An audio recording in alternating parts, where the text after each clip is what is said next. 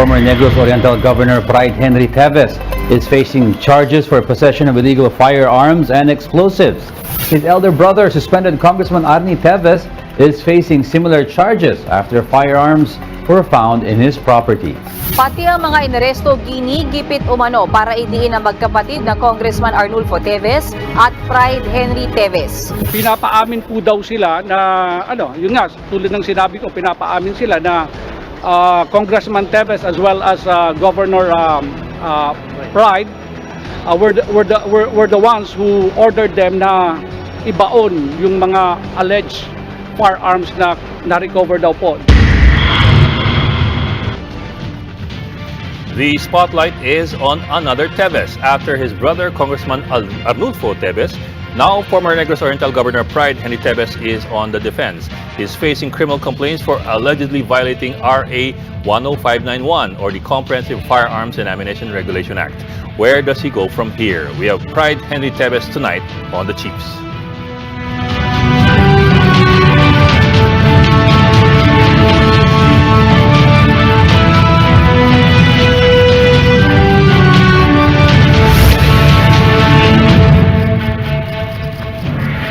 And it's Thursday. Welcome to the Thursday edition of the Chiefs. I'm Ed Lingao. With me tonight, live in the studio, Robbie Lampay of One News, Ana Marie Pamintuan, Editor-in-Chief of the Philippine Star, and of course, Lucy Cruz Valdez, the head of News 5. Happy Thursday. Happy Thursday. Good evening, everyone.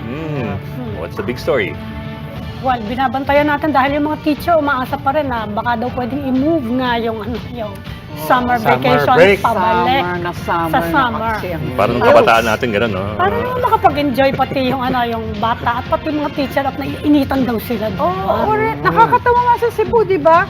Nag-fire drill yung mga bata, hinimat. Sa Cebu po yung kabuyaw. Kuya ba? Kabuyaw. Tama ka naman sa letter C. Cavite. Sorry po. Pero it's still the point, di ba? Parang actually, you can imagine, hindi lang naman doon nangyayari. At saka hindi lang sa fire drill mangyayari. Oo naman. Hindi, pero napaka-ironic, di ba? Nagpa-fire drill. Pero sabi nga ni DepEd spokesperson, si Attorney Poa, di ba? Sabi niya, ang problema rin, makikinig naman kami sa mga sa mungkahing ganyan. Kaya lang, sabi niya nga, ang problema is, alam mo naman dito, you don't just flip a switch tapos palit tayo ng schedule. So sabi niya, may mga logistical issues pa na kailangan. No? Preparing, for example, the classrooms, the teachers and all that, and the curriculum. People prepare for the classes. Ayun po ang schedule ng school year, di ba? Parang, kailan ka na naman magbe-break? Di ba dumaan na nga tayo sa ganun? Yung, natatandaan niyo, 4 months na naka-break yung mga bata para lang mag-adjust dun sa bago. Di ka na naman yun. Tsaka kakain kasi doon sa schedule natin. Yung quota, di ba? Meron namang quota yan. X number of school days per year. They have to meet that. So if they move it by, X number of weeks, X number of months, then problema na naman yun. Nung humaba yung bakasyon ng mga bata, daming nabuang ng mga parents. Ay, talaga. Pero ngayon, kung magbabakasyon kayo, tag-ulan, paano naman yun, di ba? Siyempre, you want to enjoy the vacation with your children also. Oh, yeah, talaga. Totoo. Di ba? Ano pa ba? May nababanggit kanina yung tungkol doon sa raid sa... yung raid sa Baguio, di ba? Parang malaki-laking raid yun. But you know what I wanted to, what I took note of there, hindi mo napansin niyo sa videos? May video. At body cam ng mga police. That's actually something I asked Mayor Magalong about. So sabi niya, umorder kami ng hundreds of body cams. Buti pa Baguio no? Pero ngayon, di ba? Leading sila sa mga ganyan. Not only that, kasi syempre, when we were talking to Mayor Magalong, you're also conscious. Ba't sa Baguio nangyari yan? Diba? Bakit doon nagawa? But then you have the mayor saying, imbestigahan nila. And among other things, may body cam dyan. Diba? That's an objective observation. And that's precisely the point why everybody's saying, dapat may body cam footage. It doesn't solve everything. Pero malaking bagay yung makikita. It's one element already on the table na eh. Right. Wala nang debate. Sa kung nagka-enkwentro. Hindi na segue mo. Diba? Nabarilan. May mga raids. Kailangan niya, lalo na sa mga raids, lalo ngayon. Inaakusahan, lalo pati dun sa pagpatay kay Governor Digamo, na nalilink sa drugs. So, importante, ni-raid din yung mga bahay nila. May body cam ba ron? Hindi ko alam. But ang marami doon, yung mga he said, she said. Yan Di ba? talaga. Marami So, doon. na- nagkakatalo doon. Oo. So, Which okay ang we segue ni Which Ana we May will Pamintuan. ask our guest. Yeah, which we will ask our guest for tonight. We are speaking to former Negros Oriental Governor Pride Henry Teves after a very short break, so keep it here in One News.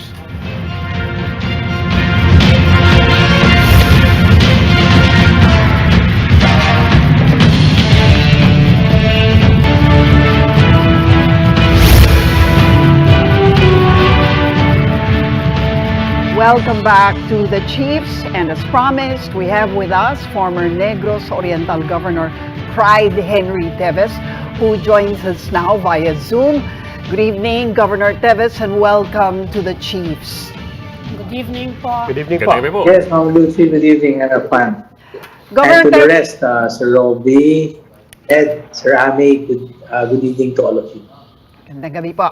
Sir, okay, just to set the record straight, no, kahapon po tinanggalan nga po kayo ng mga license to own and possess firearms. Kayo po ba ay naabisuhan tungkol dito at ilang mga firearms ba ang pinag-uusapan dito? Well, I have more than 10 definitely because I am a sport shooter. No, I do shooting on Sundays to relieve stress, and I'm also a collector of 22 rifles. No, so I have several guns which I really take care of. So, were I you never- advised? Were you No, advised ma'am. of this? No, ma'am. By chance lang, my secretary wanted to check on my account. Then when he saw it, it was already revoked. So she called me right away and told me that your license was revoked. So last night, I immediately called them and some policemen on Bayawan City to assist me in surrendering the firearms. So I already started surrendering last night until today. Kasi ko-process yan eh, resibuhan nila yung lahat. Oh. Hopefully, by later today, it will be done. And it will be safe kept by the PNP po. Yes. Okay. Gov, bakit parang hindi lang daw po mga armas ang nakita, no? Mayroon pa raw mga IED. Paano ho ba? Linawin nyo nga ho ba sa amin kung ano ho ba itong tinatawag nilang cache of firearms na nakita nila? Ganito ho yan, no? Well, I cannot really formally comment yet because you know that they started searching last Friday until searching until today, right? If you have an idea, Tolong is a 10-hectare gated community, right? Yes. It's gated where the mill is and about 100 houses are for our employees who have been there for generations. But it's sitting on a 52-hectare raw land area, no? So that's how big it is. I can regulate better the 10 hectares because it's gated and there's guards on the gate, in and out and stuff like that. It's harder for me to, or for my security people to regulate the ones outside because most of the concerts is inside. Regarding that cash, I myself was surprised why that van was there because I knew that gun was not that van was not owned by the mill. So immediately when I found out that there was a van with cash inside, I immediately asked kanino yan. So na-check ko sino nagdala. Then I found out that it was a van owned by the resort owned by my brother 20 kilometers away. And it was sent there on March 10 and parked there, no? But, they said it was 18 million cash. Yes. If that was the mills, I will not keep that. Why? Because the mill's cash flow in buying and selling sugar is about 100 million a week. We pay about 30,000 bucks times 3,000. That's 90 million plus molasses. Why will I keep it when easily we can use that? Kasi cash basis yan eh. Dahil ang farmers natin na maliliit, ayaw nang bayaran mo ng cheque. So everyday, ang cash flow sa mill, malaki yan. Malaki ang cash flow dyan sa mill. Okay, so ang sinasabi po ninyo, yung 18 million na yon, is part of your operating cash or petty cash. Ganun po Yes, ba yun? But at least nakatulong ako na nasabi ko at I'm sure they already found out whose it was and it was locked, it was closed. Then I think the one who owns it should be the one to answer it. Di ba po? Paano naman po yung kasi sabi nila yung daw yung nagplano nung raid sa bahay ni Governor Digamo, head daw ng Opo. security group ninyo. Hindi po ganito yan. I'll explain it well, ha. The one that they arrested, in which they are, investigating for involvement, is the security licensee of that security agency hired by the mail to provide us with security services. He's not the chief security. The chief security is Iling Albuna, is in charge of the 10-hectare gated compound. Siya ang owner. Paano ho siya napunta dyan as owner? A few years back, he went to my brother selling a property, no? When my brother saw the property, sinabi niya, pumunta ka sa akin, ipakita yung property. So nakita ko yung property, sabi ko, hindi to land, road to.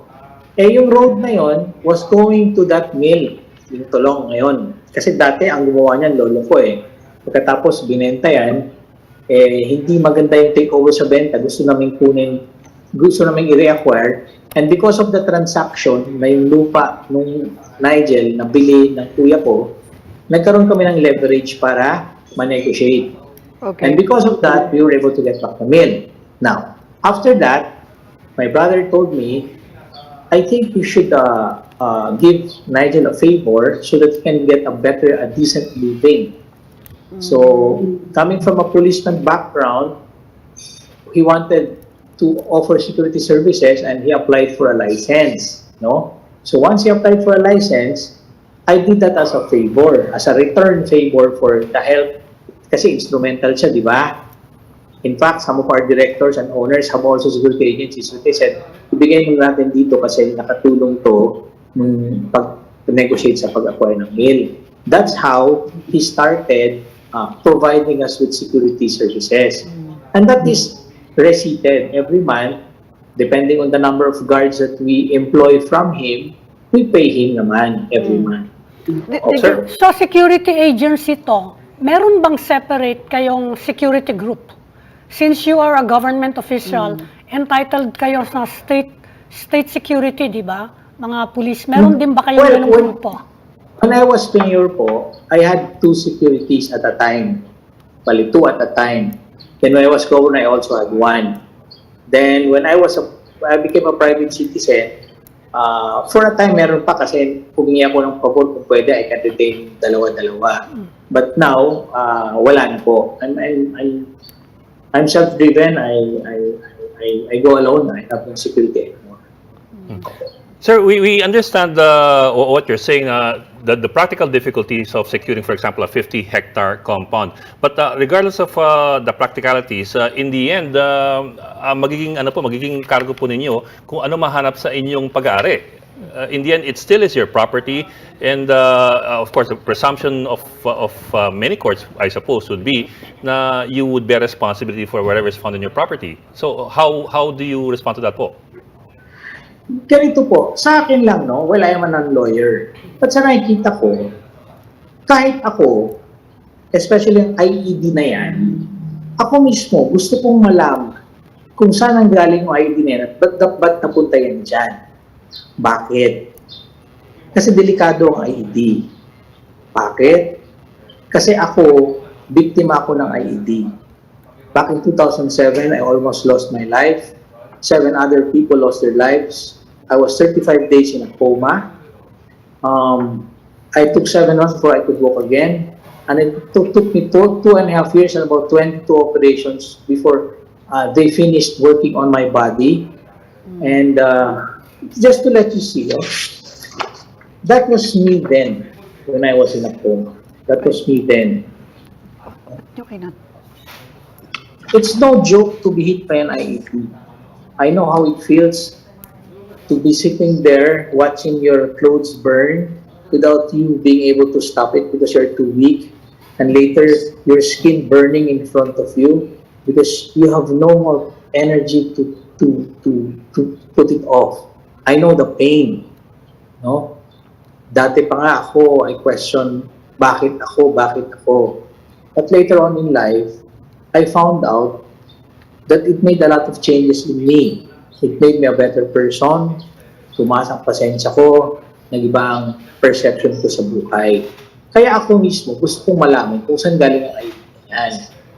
But kung sasabihin ka agad na dahil nandun siya sa 52-hectare property, and that area where saan allegedly nakita is 1 kilometer away from the office where I go when I go to that mill, and that compound, the 10 plus the 52 has about almost 200 houses or residents, syempre, siguro unfair naman, di ba? Unfair naman siguro. Di ba? I have farms also, di ba? I have rice farms, I have piggeries, I have a ranch, kasi farmer talaga ako eh. Ibig sabihin, kung doon sa rancho ko na 12 hectares, doon sa dulo may nakitang kung ano-ano dyan, automatic, sa akin na yan. Eh, hindi naman ako nagmamalagi doon. Di ba? Siguro kung bahay ko yan, then maintindihan ko. Eh, bakit may bomba dyan sa bahay mo? But of course, ako, maglalaro ng bomba, alam ko gaano kasakit tamaan ng bomba, na feel ko yan lahat. Sir, I zoom out ako ng kaunti and beyond this particular case na inilalatag sa inyo. Sunod-sunod po yung mga sa mga TVSs, hindi lang po sa inyo, pati sa mga kapatid nyo. May 2019 murder case, may mga raid sa iba-ibang properties. All of this being the TVS name has been linked to the Digamo murder, and yet with every turn the government says wala tong connection do. Nagkakataon lang to na sunod-sunod ang mga nangyayari sa mga TVS. What do you say to that kind of framing na all of this are just all happen to be happening all at the same time to the TVSs? It's very painful, especially that I carry the same name. I cannot speak for the other TVSs. I cannot speak for my brother because he is his own man. My appeal to the people, to those who follow me on social media, kung pwede, take time to know who I am as a person. See my records as a public servant for the last 20 years, as a businessman, and as a human being. I don't have any records na kahit may kinurot man lang ako o may sinampal, wala akong ginawang ganyan. Sa aking public service, wala akong ni isang notice of disallowance, wala akong kaso ng korupsyon, wala akong sinaktan na tao. At kahit i-check niyo yung Facebook page ko or any other events of mine, for the last 15 years, wala man lang akong pinagsalitaan ng masakit na kahit isang tao. Kasi I believe that it is hate in people that causes persons to do something not good. And I have already extinguished all the hate from myself ever since I became a bombing survivor, because I know that. In fact, a few years back, I went to this province where I was supposed to buy rubber seedlings. And one of the supposed suspects at the time of the bombing, the family of the suspect was there. He invited me and he asked me to live in his house for 3 days. We spoke for 2 nights. Even though I knew that they were supposed suspects, that they were never convicted of the crime. After that, he became my friend. Naintindihan ko where they were coming from. And in spite of all the hurt that happened to me, he became my friend. That's how I look at life. Gusto ko lang malaman ng tao yan. Gusto ko, bago ang tao humusga sa social media o kung ano-anong message mo dyan, kilalanan nyo naman ako kahit 20% lang sa pagkatao ko.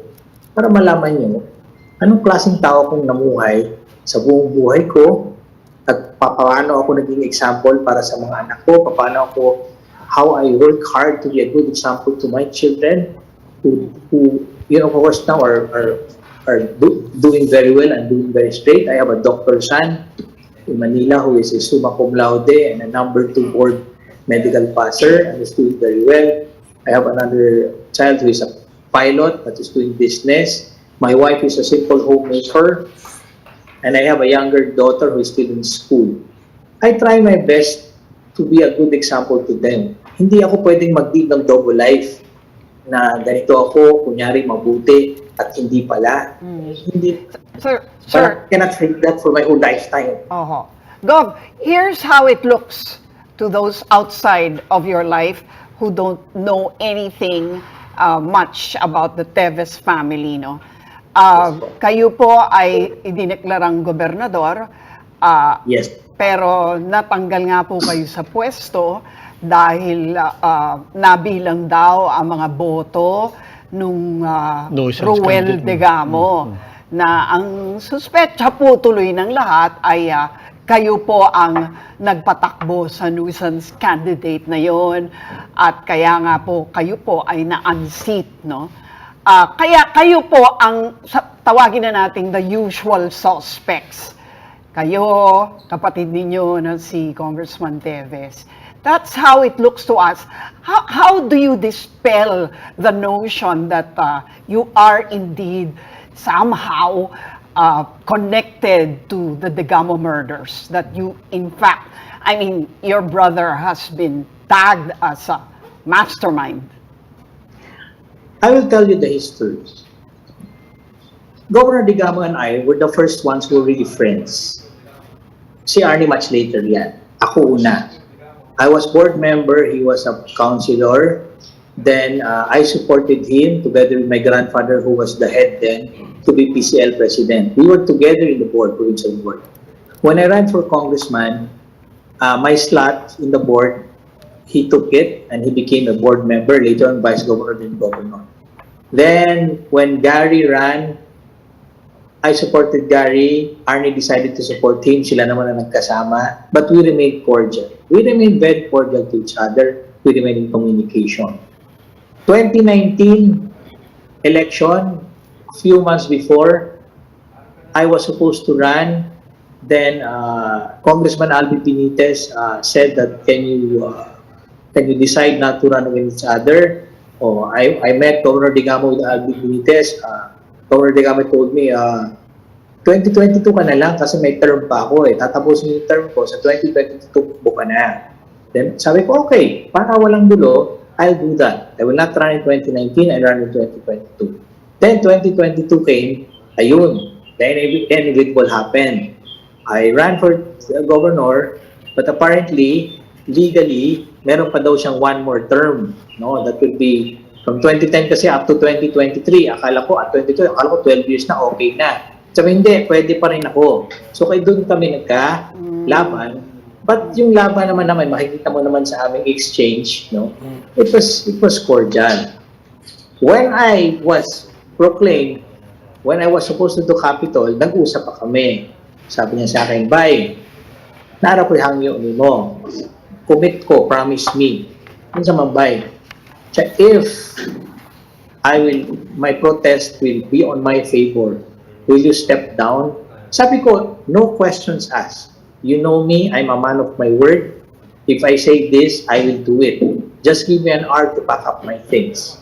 So, when that day came, October 11, I think, I got the order from the DLG to immediately vacate the premises. I asked him for an hour. Then within an hour, I gave the seat. Automatic. Then I went back to my private life. You know, I just try to find my calling, right? If helping the province then was my calling, then good. If it's not, then I just find my calling. So I went back to farming. I concentrated on the business. I continued to keep myself busy and do what I love to do, which is farming. Because after all, I still have to make a living. Diba? Life goes on. I still have a child to send to school. I have a wife to support because she's a homemaker. So I continued with life and moved on. You know, in fact, the whole February, my wife and I were out. We were spending our anniversary and Valentine's Day. We were abroad. I was able to come home a few days before the unfortunate incident happened. Did I leave? No. Why did I leave? Gov, nasabi nyo nga po, sabi nyo nga, you cannot speak for your brother. You can only speak for Yes. yourself. Balikan ko lang po yun because the reality still is this is happening to your family, if not to your clan. Can you speak for your family? Can you speak to, and why is this happening again to the Teveses right now? Well, the first thing that we think of when I talk to my two other brothers who are with me, no, and my parents, especially my brothers, sabi nila, kung umuwi ka agad si Kuya nung time na pinauwi siya at he faced, you know, all these accusations, then I think it will not, you know, it will not reach this big anymore kasi nandun na nag-focus na sila eh. But since we could not convince him, we tried to convince him until 3 days ago. I was able to talk to him. My brother talked to him. Even my mother and my father talked to him to come home and face this and get the guarantee of the President of your safety and the safe haven provided by the Speaker, which was, I think, good enough. We convinced him to come home. No? Sinabi ko pa sa kanya, ang tatay natin is in pre-departure. He's in the hospital since December 7 or December 8. If he leaves, passes on suddenly, unexpectedly, will you be able to forgive yourself if you cannot talk to him before he leaves? That's what I told him. Okay. So I hope that our efforts to convince him to come home will finally come into fruition. So, because we feel that once he comes home and face all of this, then maybe kaming mga kapatid at mga kaibigan, kung sino pang mga yung friends niya sa circle niya, hindi na maapektuhan ng ganun. Gov, so I suppose you've recently talked to Arnulfo or Arnie. Have you talked to him directly about the case, meaning whether or not he had anything to do with whatever happened in the last few weeks? No. He just told me that he is scared for his safety. That's all he always tells me. If I go home, I might die. They might shoot me. I said, no, it's the president who told you not to come home and he will guarantee his safety, and he's the most powerful person in the land. I think, and I know that he will really stand on it because I don't think the president will also want to be embarrassed. Well, there's still a lot that I know you want to say and many other questions we have in mind, and we will certainly continue our conversation when we return. Stay with us. We have former Governor Pride Henry Teves. After this break, we'll return to him.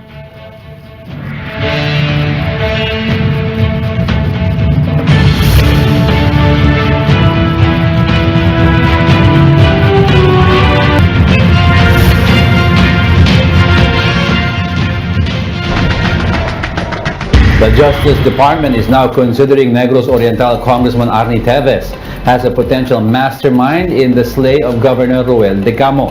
Hindi nila matanggap yung totoong resulta ng eleksyon that they resorted to this kind of manner of eliminating the governor. Mas lalo kung tumitindi ang aking paniniwala na si Henry Pride Teves ay kasama sa pagplano sa pagpaslang ng aking asawa. Congressman Teves texted me. I think they're considered, they're being considered as masterminds, but I don't know yet. I have to get it from the panel of prosecutors. But right now, the way it's progressing, that's the direction we're heading to. I guess what Secretary Remulla meant was really a fugitive in the general sense, no? Na parang umiiwas ka sa mga proseso natin, kaya parang ano ka na, para ka ng fugitive in a certain sense.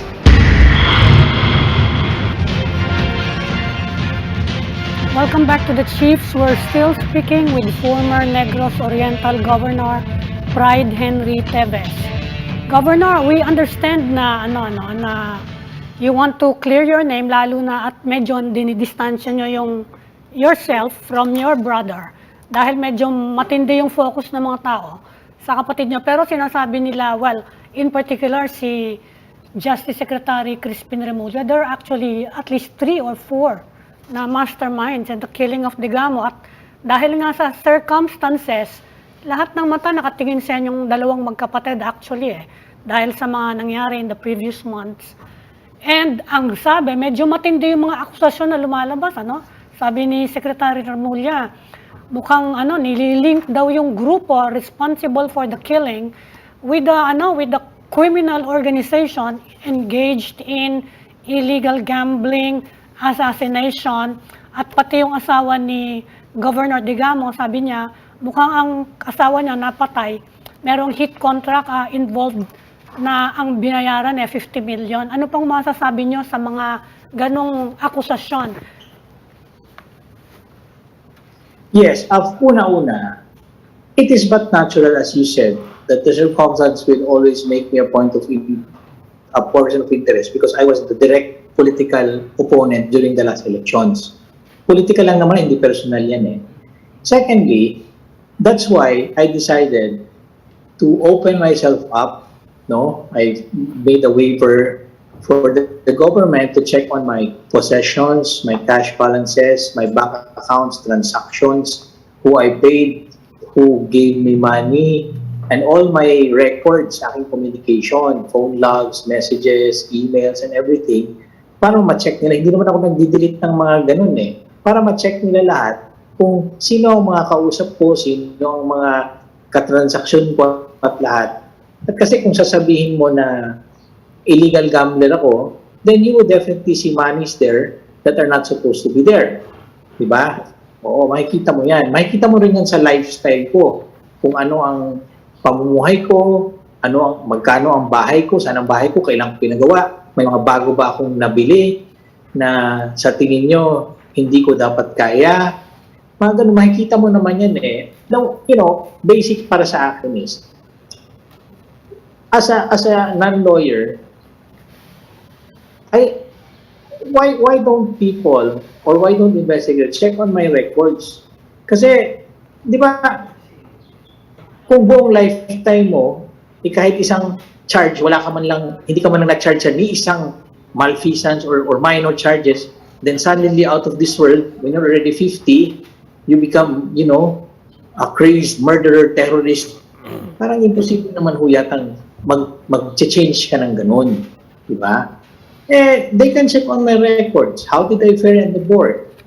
I was a member of the 14th, 15th, and 16th Congress. They can ask around my colleagues. How was I? Was I disrespectful? Was I violent? Was I involved in any of these things?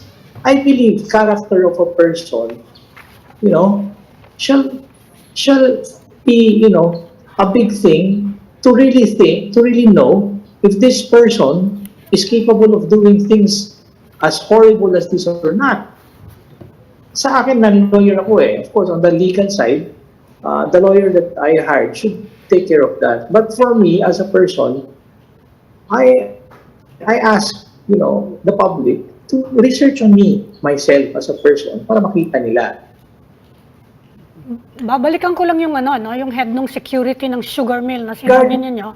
As this, pahot kasi talaga kami ng magkaiba kami ng set of friends, magkaiba kami ng, magkaiba kami ng hanap buhay, ganon. Di ba? I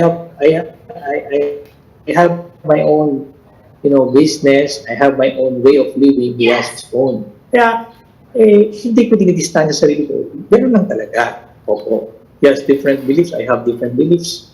So ako naman, I take care. I just focus on my direct family.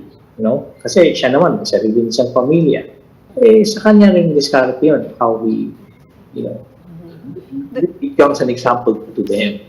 Sir, do you think that the case is being prejudged already? I mean, of course, the lawyer of Congressman Teves has alleged as much, no? How do you feel about it? Do you agree? Well, what I can see, honestly, is the perception of the public towards him, no? Nakikita ko yan, feel mo yan eh. Kaya nga ako, sabi ko sa asawa ko at mga anak ko, kung ayaw niyong ma-stress, huwag niyo na kayong magbasa. Diba? Magdasal na lang kayo. At least mas mabuti pa. You know, maiibsan yung stress and you get more strength to fight whatever stress is giving you. Kasi there's a lot of hate mail, hate messages coming from all walks of life. And if you continue to entertain them, negative things that you absorb in your body will cause a lot of negativity in you.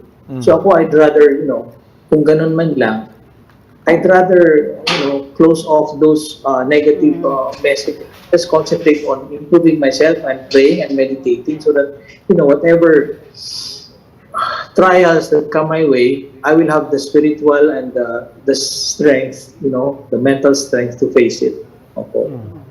Sir, by any chance ba sa inyong pag-usap with your brother Arnie, have you talked about what would trigger his return home? Kasi sabi nga, you've been trying to convince him, your mother's been trying to convince him to come home. Where is he exactly? Still in the US? And what will trigger his return? He even does not tell us where he is. No, normally he's the one who just calls from time to time. He does not tell us where he is. But I tend to believe that if my father's condition should be a trigger for him to come home. Because, if that happens, at least he will still have a chance to see him before he goes. I think that would be a very heavy influence on his decision to come home. What do you think of how Congress has also decided on your brother's application for extension of the travel authority, how it was turned down and now he's suspended? Ano pong sabi niyo doon? Siguro, if you apply that moving forward, then siguro mas marami ng kongresista ang hindi na mag-absent. Diba? Kasi dati naman, during my time, I don't know now, I cannot speak for now, but during my time, you see colleagues who just do not attend sessions or just go there to the session and have a present and leave or doesn't attend the committee hearings. During my time, 14, 15, 16, the ones who attend the committee hearings, about 35 to 40. Regularly, those are the ones who attend the hearings. The others, you rarely see them. That's how I look at it. But I said, I will not judge the ones today because I wasn't there. I can only observe from my time, 2007, 2016. The number of people who religiously attend and do their, legislative work and attend all the hearings is about 35 to 40 maximum. Okay. Kung ganito, magsistriktuhan na sila, then I hope it can do some changes, no? I hope more people will really attend all the hearings and stuff like that and be judicious because, if you apply that now, you'll have to apply it prospectively. Dapat strictuhin na lahat. And if that would be good for Congress, then better. Why not? Sir, in-acknowledge nyo po the reality of public perception. Kanina nga, specifically to your brother. Sabi mo, nararamdaman nyo naman yun, di ba? Na iba talaga yung tingin ng mga tao sa kapatid nyo. And then at the same time, you said, pag-aralan nyo yung record ko, di ba? Wala naman kayong maririnig na kaso sa akin, wala kayong mahanap. But just on the perception, sir, not just to you, but how cynical people are with politicians in general and people in power in general. And you're a lawyer, you also know that the cynical public, their perception is thinking na, kung maghalungkat ako, wala akong mahanap na kaso, it doesn't mean this guy is innocent. It just means that he's really powerful. A lot of Filipinos think that way, di ba? Na parang, ibig sabihin lang naman yan, malakas talagang tao yan. In the meantime, the other side of that perception is, when government and when politicians and leaders move against each other, and finally, naglabasan ng mga alas, merong ebidensya. Walang kaso, pero may inuupuan sigurong ebidensya for the longest time. How do you allay the cynicism of people when they say na, the fact na Renade, may nahanap na mga barel, the fact na ito na ang oras para ihain ng murder charges sa kapatid ko and so on, people are thinking, nandun yung ebidensya, wala yung kaso dati, pero matagal nang inuupuan lahat to. Yeah, nakita ko na-observe rin yan ng mga people who support me or my friends na, kunyari, pag raid doon, nilagay, compound ni Henry Tevez. Hindi naman totoong compound ko yun. It just happened that I am the president, but I own 10% of it. Pagkatapos, ito yung bahay ni Henry Tevez. Ang pinakita yung admin building namin na napakalaki. Ang dami nag-comment, ang laki pala ng bahay ni Henry Tevez. So, dahil sa mga ganyan, magkakaroon talaga ng ibang perception. But kung titingnan mo yung totoong bahay ko, baka magulat ka. Diba? Ang bahay ko dito sa Dumaguete, 4 rooms, maliit, kahit 3 yung anak namin, tapos isa sa amin. Yung bahay ko sa Bayuan, dahil hindi naman sila pupunta doon lagi, 2 bedrooms. Isa para sa akin, isa para may bisita ako. Because I want to be as practical as possible, no? I don't want to live beyond my means, so I want to live extravagantly. But perception lang ganun, di ba? It's a compound it's a corporate compound. Then suddenly, ang lalagay mo, compound ni Tevez. Tapos na yun. Pangalawa, pag-rate ng building, tinay sa Facebook, bahay ni Tevez. Ay, laki na kabalo ng bahay ko. Kasi, mga siguro, 1,000 square meters or more yung footprint ng admin building ng sugar mill. So, with that, then, itatagtag mo 1 plus 1, then, ang notion, ano to, powerful to. He lives in a 52-hectare sprawling compound with a very big house. Diba? Those things are the ones that also, change the perception. But kung totoo, pupunta ng media, check upin yung bahay ko, check upin yung ari-arian ko, check upin lahat, then, and if that is the one that really comes out, then you really know what the truth is. Diba? Governor, susundan ko lang yung tanong ni Robbie kasi meron din naman mga circumstantial, well, siguro sabi nila ebidensya na for you, hindi naman.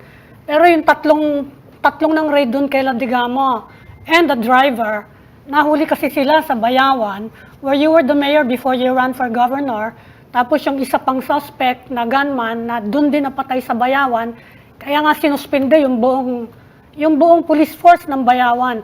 And then, yun na nga, yung chief ng security ng sugar mill ninyo, nakakuha daw sa kanya yung mga plano, yung floor plan or house plan nung malaking compound na yon ng mga Digamo. Ano naman yung masasabi nyo sa mga ganong, it's not just hindi lang yan perception, kundi yan ang pinipresenta ng mga nag-iimbestiga ngayon. But that's Nigel, di ba? Di ba hindi Okay, yan si Si Nigel? Nigel yun. Paano? Yung sinabing 3 suspect na nahuli sa Bayawan. Ang nakahuli nun, di ba, Bayawan Police at yung SAF na assigned doon, na in fact yung kampo nila malapit sa sugar mill. Di ba? Kung totoo na may impluensya ako, dapat sabihin ko sa kanila, huwag niyong hulihin para hindi mahuli, para walang suspect. Di ba? Kaya nahuli nga eh. In fact, all the while I thought that the Bayawan Police and the SAF will be commended because they were the ones who caught them. No, dapat nga kinommend sila. They were the ones who caught. No, but apparently it did not happen. Maybe also because they also have other reasons. I'm not in the PNP. I don't know the reasons for that. But from me, from a layman's point of view, kung mayroon silang nahuli at pabilis silang humuli, i-comment ko sila kasi job well done, di ba? But sa akin lang, balik na rin natin. Kung sinabi mo ako dati mayor ng influential ako, at hawak ko yung mga pulis na yon at yung staff na yon, dapat pinatakas ko yun. Bakit papahuli? Sir, a while ago we were showing some footage of the guns allegedly confiscated in a series of raids on properties of members of the Tevez family. Among them was an M203, that's a 40mm grenade launcher attached to an M16. It's certainly not your regular ordinary gun. How do you think that can be explained? Kasi, normally when authorities plant firearms, I'm not saying that they do, but Yung maliliit lang. Normally lang. Usually mga mga patapon na, mga kalawangin na. Here you're looking at Mga a danaw, firearm danaw, that also has a 40 millimeter or 4 centimeter grenade launcher attached. Yeah.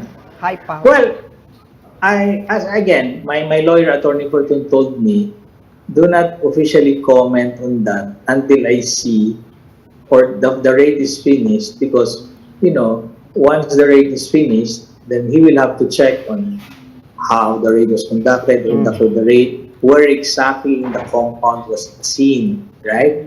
Oo.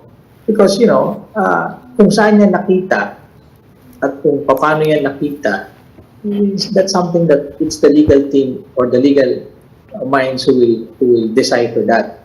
Then, tsaka tayo mag-comment kung paano yan. Kasi ayoko naman mag-akusa na, tinanim yan, ganun yan. Ayoko na. Yes, sir. I've never been like that. And I've never been like that. But sir, at the very least, can you give us an idea of the nature of the firearms that you possess? I understand you said nga you are a gun enthusiast, and of course that's acceptable. That's a legal that's a legal concept. Can you give us an idea at the very least what kinds of firearms and what caliber or what nature of firearms do you have? I have mostly pistols. The one I use every Sunday, 45s and 9mm. I use that for, in sport shooting. Then I also have a collection of mostly 22 rifles. 22. And I have some 223. I have a 223 and a 308. That's Armalite cartridge, 5.56. Armalite cartridge and 308. I have that. And I have a shotgun. But mostly the ones really I love using is yung 9mm pistols. I have a few. And yung 22 rifles, yung maliit pa, 22 na, pangtirang ng daga. Pang-plinking. Pang-plinking. Mayor, nag-volunteer na kayo na kung gusto nila i-surrender or i-open inyong bank accounts, no? You're going to issue a waiver. Have they taken you up on that offer? Well, I was just informed that no, hearsay pa lang to kasi hindi naman formal na-open na daw yung PNP doon. But more than that, yung board ng HDJ Agriventures, yung may-ari ng Tulong, which I am a shareholder, we also made a board resolution signed by all of us that we're also opening up Tulong for scrutiny. Finances namin, and they can go there and as usual to do more investigations without having to go to the usual search warrants na medyo abrasive at natatakot yung mga farmer clients dahil maraming uniformado, ganyan. I already signed it.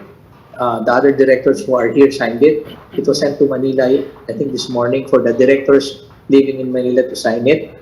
Then our chairman will submit it soonest to the Department of Justice. At this point, do you think you're still going to get a fair shake at the end of this all?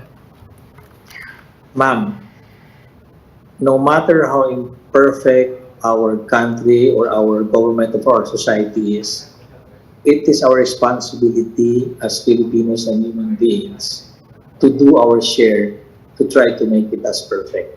Responsibility natin yan. Dapat hindi tayo mawalan ng pag-asa sa ating sistema.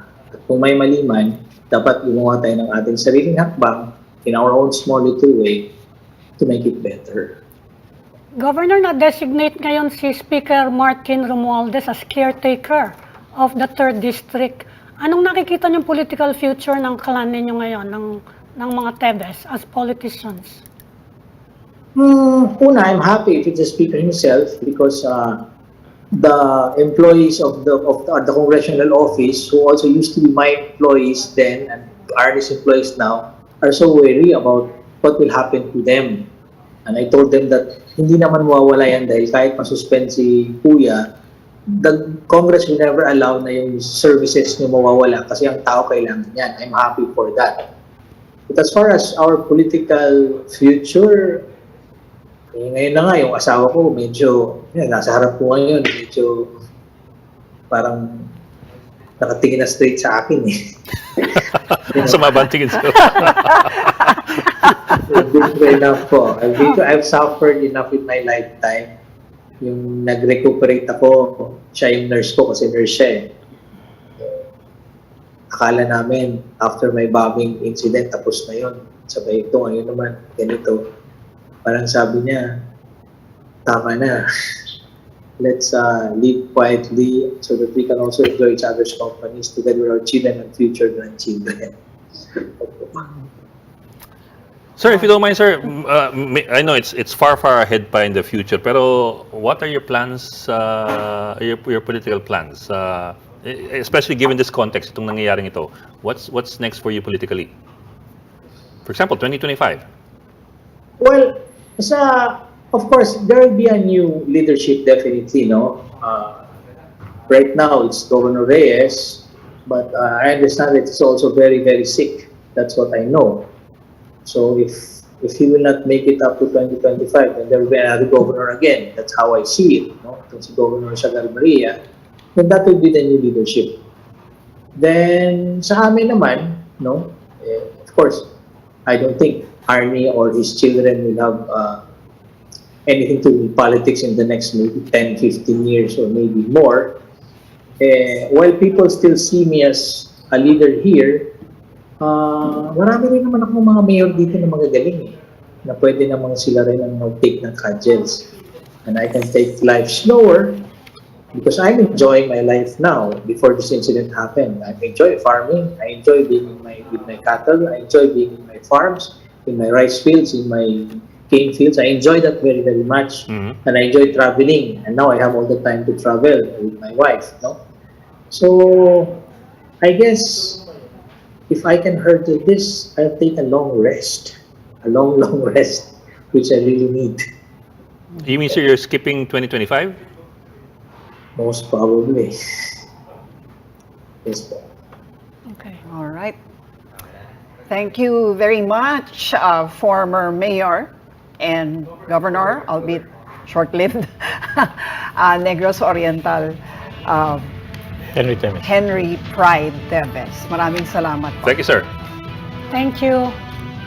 And that is all we have for the Chiefs. We hope what was discussed will keep the conversation going. Ako po si Robbie Alampay. I'm Ami Paminton of the Philippine Star. I'm Lucy Cruz Valdez of News 5. I'm Ed Lingao. We are One News, all sides, all the time.